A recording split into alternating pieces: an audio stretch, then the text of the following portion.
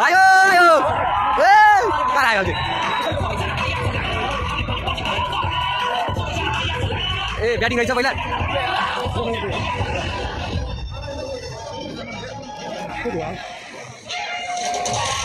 लोकेश कमला थियो अर्को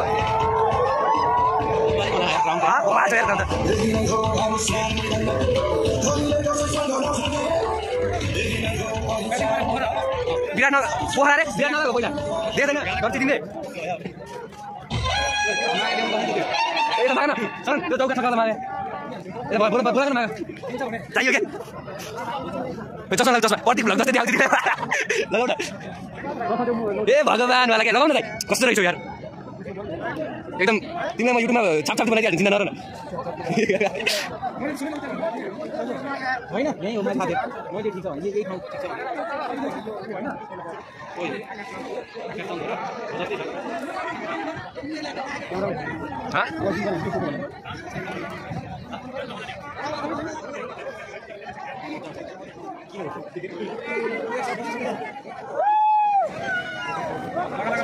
ये हाम्रो प्रतीक भ्लगको कवि हो यो चाहिँ और अभी तो रुको क्लाइमैक्स अभी बाकी है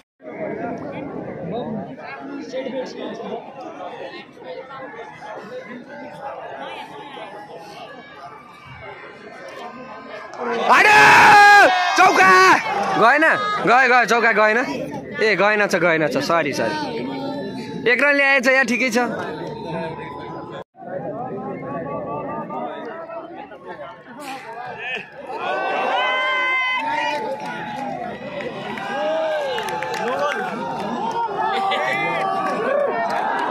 हाम्रो एकदम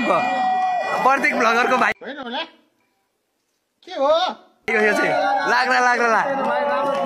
अरे भाइ विराटनगरले जित्छ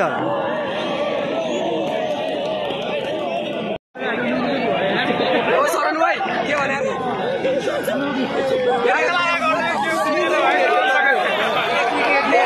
भाइ एक विकेटले होइन अहिले कतिले हार्छ हेर्नु न त्यहाँ अहिले राम्रो छ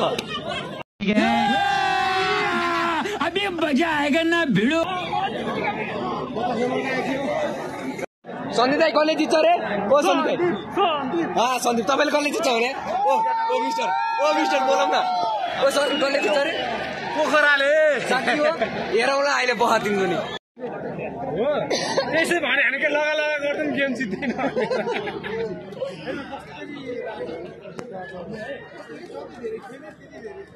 शान्त भइदिएर हो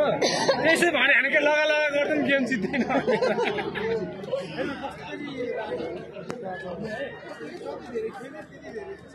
शान्त भइदिएर सन्दीपलाई पनि जाने बबाल विकेट लिँदै यार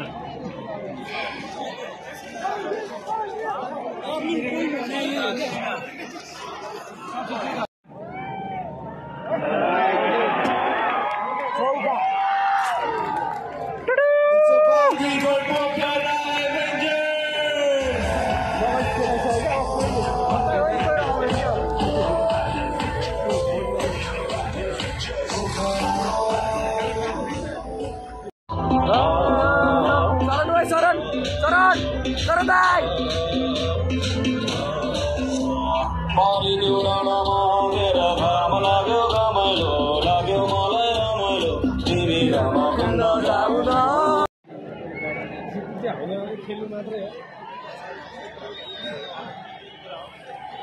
गाइज स्टेडियम पुरा पोखराले हार्ने भनेपछि आदि भइसकेको छ यो एउटा फ्यान हो जाउँ भन्दैछ उठेर जाऊँ भन्दैछ होइन अघि अहिलेसम्म उसले चाहिँ अब 3 किलो मटर लिएर गएर खुवाउनेवाला छ अहिले रुममा गएर होइन अनि यो मान्छे नि हो है पोखराको फ्यान लाग्न भनेर जिस्काउँदै थियो अहिले अब मुख छोप्न तयार छ उहाँ चाहिँ अब ठिकै छ ल स्टेडियममा यो अहिले भएको चाहिँ सब विराटनगरको मात्रै फ्यान हो है पोखराको सब उठेर गइसक्नु भएको छ तर राम्रो खेल्यो आज सन्दीप लामी छानेले राम्रो गर्नुभयो एकदम ठिक छ उहाँ चाहिँ टोपी होला एकचोटि अनि मात्रै टोपी होला नि त टोपी होला त्यो प्रतीक भ्लग देख्नु भयो होला नि टिकटकमा उसकै जुडुवा जस्तै देखिन्छ देख्दा चाहिँ होइन उहाँ पोखराको अब फ्यान हो एकदम बिगेस्ट भाइ लागा भन्दा पनि गेम जित्दैन के तर जित्दा होइन भाइ तिमीले पोहोर पनि पोखरामा सपोर्ट गर्दा पहिलो म्याच हार्दा त्यही भनेको थियो होइन अहिले पनि त्यही भन्दैछौ होइन शरण थापा त्यो पोखराको फ्यानले लगला गर्दैछ हारिसक्यो पोखराले होइन मान्छे चाहिँ कोही छैन लगभग खाली भइसकेको छ स्टेडियम चाहिँ खाली भइसक्यो अब आकाशको पालो छ बलर आएको छ होइन अब स्टेडियम चाहिँ यस्तो भएको छ हाम्रो क्रिकेट स्टेडियम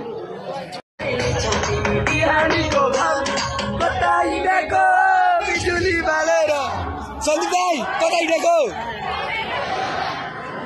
नजिक यहाँ माथिबाटै मजा आउँदै थियो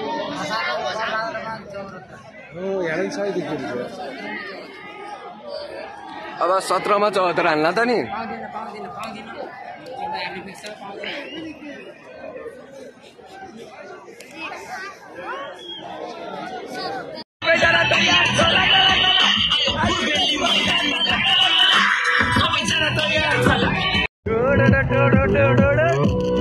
Gangnam Style. Gangnam Style. 낮에는 따사로운 인간적인 여자 커피 한 잔에 여유를 아는 품격 있는 여자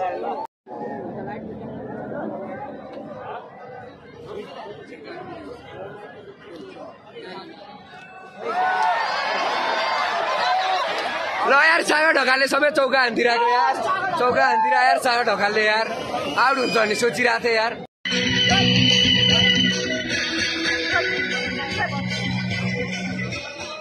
कुछ बोलो दाइ भैया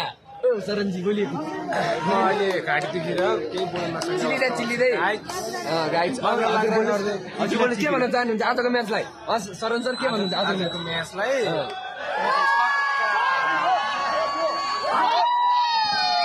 के हो यार सागा ढकालले छक्का लगाइदियो के गरेको यार छक्का लगाइदियो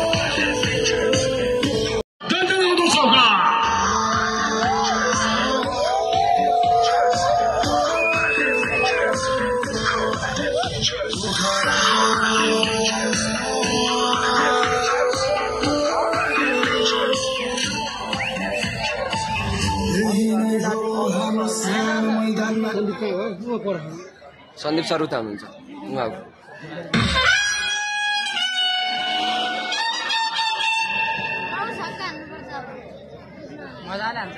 ल गाइस गोल गर्दैको छ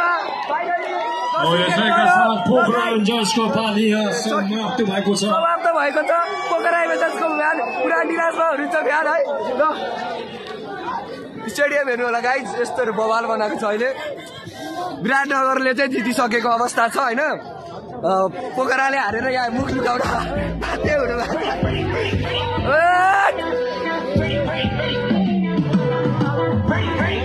अब हामी आएर सबैजना बाहिर निक्लिँदैछौँ